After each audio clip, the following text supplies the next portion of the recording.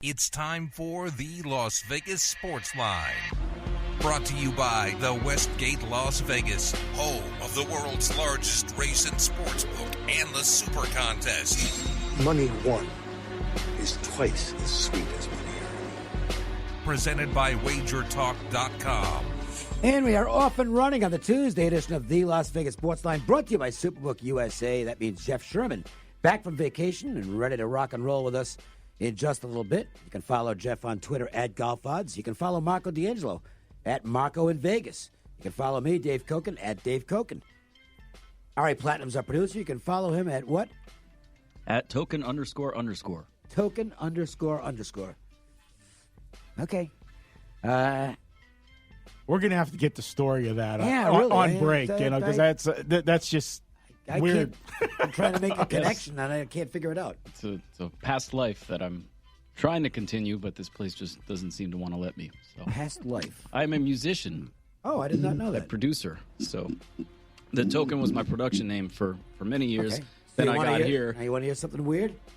I don't know if you would have knowledge of this band, but the Tokens. I am. They did In the Jungle, right? And The Lion Jungle. Sleeps Tonight. Yes. My cousin's band. Wow. That is look at that. Wow. Well, you guys got me on that one. My cousin Phil. Interesting. So there. Cousin through marriage. Gotcha. He married my first cousin, Abby. Okay.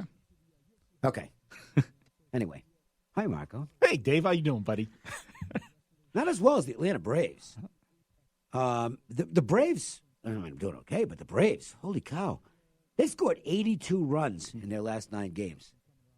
That's some amazing. I mean, we know the balls are flying out of ballparks. It's juiced and et cetera, et cetera. And that's a good ball. That's a good ballpark to score runs into. It's not bad, but I mean, 82 runs in 9 games.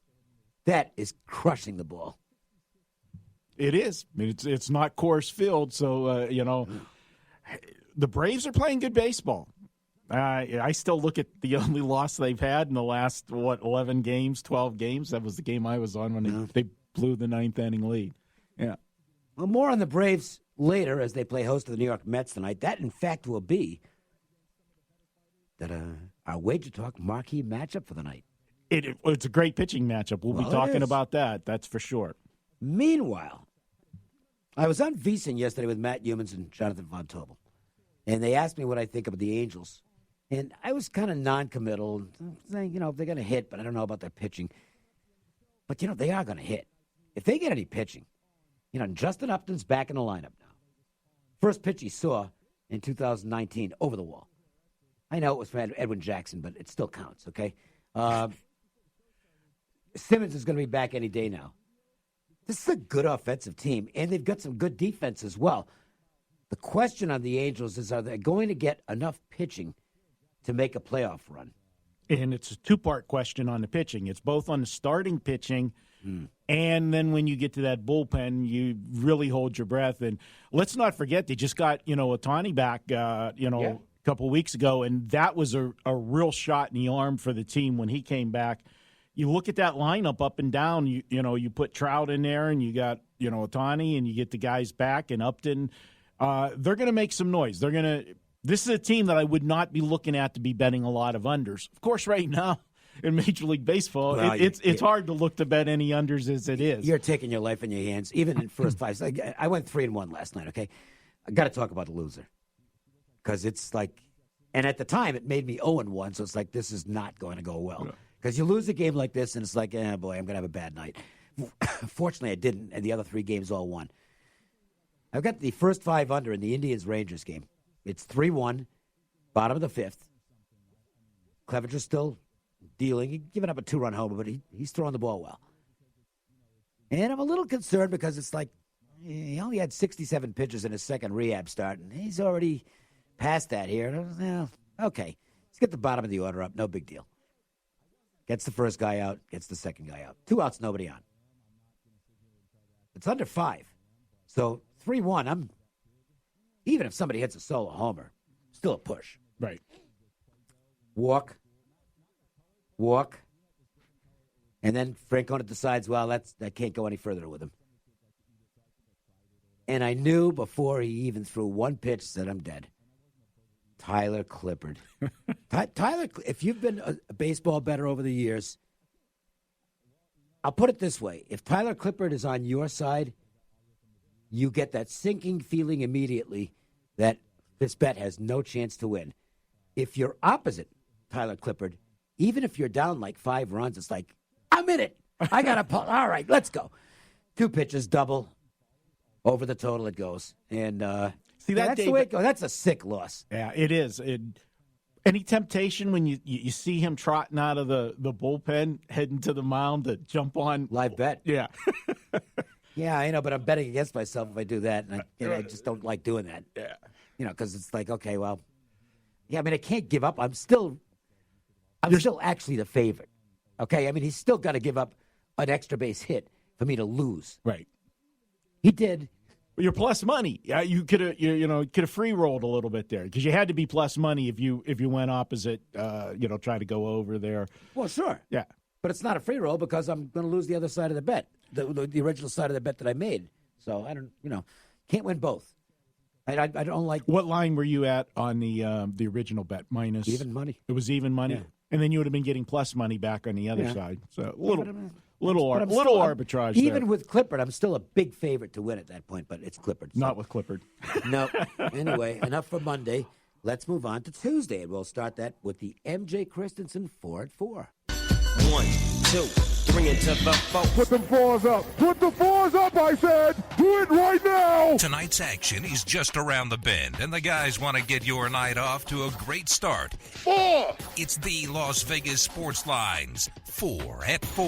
Not 1, not 2, not 3, but 4. Unbelievable. I might go down there and take a look at another watch. I've got my Shinola. It's my everyday watch. Thinking I might want to get a dress watch just in case. I'm not going to the NHL awards tonight. But if I were, I'd probably want to have a dressy watch on. A real sharp watch.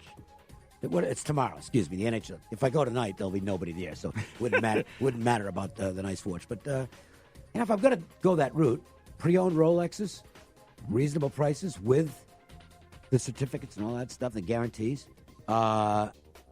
Philip Stein, another Shinola. I've already got one, so I probably wouldn't go that route. But the bottom line is, I mean, that's where I'm going for watches. They've got a great selection at MJ Christensen. Check them out. Great prices too. They're not going to get beat on the prices. They're located in Boca Park. We hope you'll give them your business. They've been around in their 81st year now, serving Las Vegas and Southern Nevada. MJ Christensen, Phillies and Nationals. We talked about this yesterday. We'll talk about it again because it got rained out. And by the way, baseball's a dumbass sport. It really is. No, I mean I love the game itself, but it's run by idiots. And I really mean that. I sincerely mean that. Look, there's got to be a cap on how long a rain delay can last. And to me, it should be no more than 90 minutes. That's it. I'm sorry. 90 minutes. For me, you can make it an hour. But I'll extend it a little bit. 90 minutes, and that's it. They were in a delay for 3 hours last night and then decide, well, you know what? We're not going to play. You are blanking your fans in a big way doing that, okay? There's 2 things baseball needs to do. 1, put a cap on rain delays. Just choose a figure, a reasonable figure, and that's it. Okay? That's the end of it. And the second thing is any new stadium that's built outside the state of California has to be a dome stadium. There is no reason not to have dome stadium. I don't want to hear, it's outdoors. Yeah, there's also bad weather. And unless you're only dealing with fans in a metropolitan area, then it doesn't matter. 20 minutes, they're home. What about most major league teams are regional? Mm-hmm. So how about somebody who... Let's say they went to the Nationals game last night. Pretty good matchup. Phillies and Nationals. Big game. And they drove, I don't know, from someplace in, Southern Maryland or something. 4 or 5 hour drive. And you get to the ballpark, and then you have to sit there and hope that it doesn't rain. By the way, the ballparks is a good comparison. And it's, I think it's Houston is one. And the more spectacular one is, and I'm trying to think, it's a National League team. Oh, it's Milwaukee. Milwaukee's a good example because they could have built an outdoor stadium. They put the retractable roof in. Their attendance is way up, and it's not just because they're winning baseball games. It's because the fans know no matter where they're coming from, they're going to play the game. Stop acting like it's 1950. Baseball needs to wake up. They've got their head up their ass. As far as a business model goes, they are the absolute worst. Rob Manfred's a stiff. Okay? I mean, he's going to modernize the game. He's as bad as Selig was. They need to strip the top echelon in baseball and bring in some people who understand it's the 21st century. And, Dave, to the point of how long it takes before you call a game, with today's technology in satellite, in seeing golf courses can pinpoint, where the weather's at and where lightning is at and everything. Why can't baseball do it? They can. Okay. They might not be 100%, but they can get a really good idea. And if you know a game's looking at 3 hours and then saying, we're not going to play, that is just absolutely obscene. All right, so anyway, Phillies and Nationals tonight. The price went up from yesterday. It went to where it closed yesterday.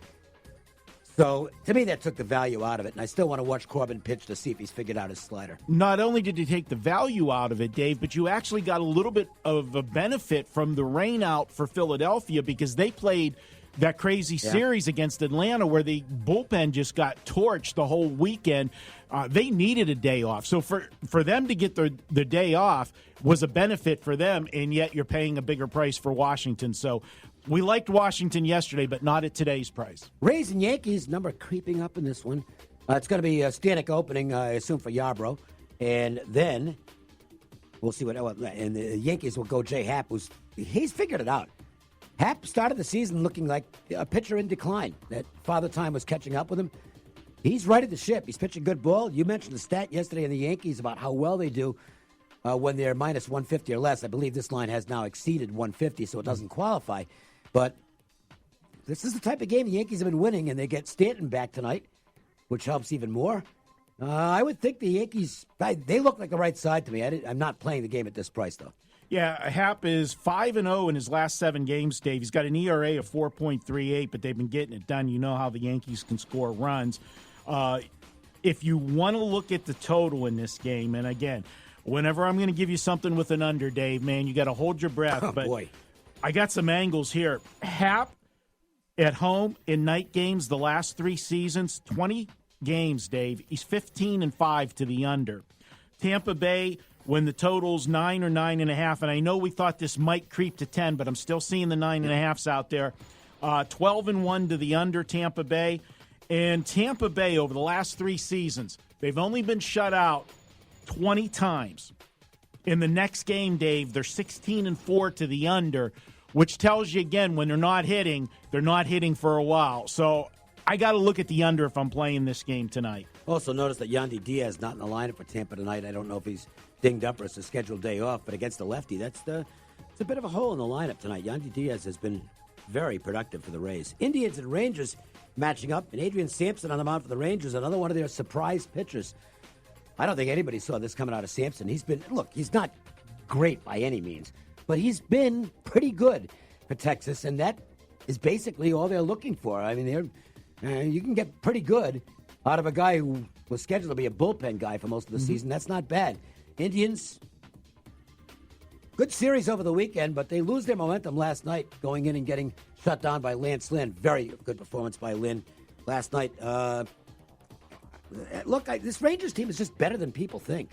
They definitely are, Dave. There's value on the Rangers. The only thing I'm going to say about Sampson here for Texas, this is a guy that the last 6 starts, it's been feast or famine. He's had 3 games where he's given up 0 or 1 run. But then he's got 3 starts where he's given up 5 or more runs. His last outing, Dave, gave up 4 home runs to the Boston Red Sox. Now, we know Boston's been hitting the lights out of the baseball. And that was he was there on the wrong day because the wind was blowing out to left field, and that's you don't want to be in Fenway on a day like that. No, but on the flip side to that, Plasek's not pitched well either. He's pitched well ERA-wise, but in the last game he gave up 3 homers, and that was against Cincinnati. That the 3 homers there might be worse than the 4 at Fenway with the weather there blowing out at Fenway.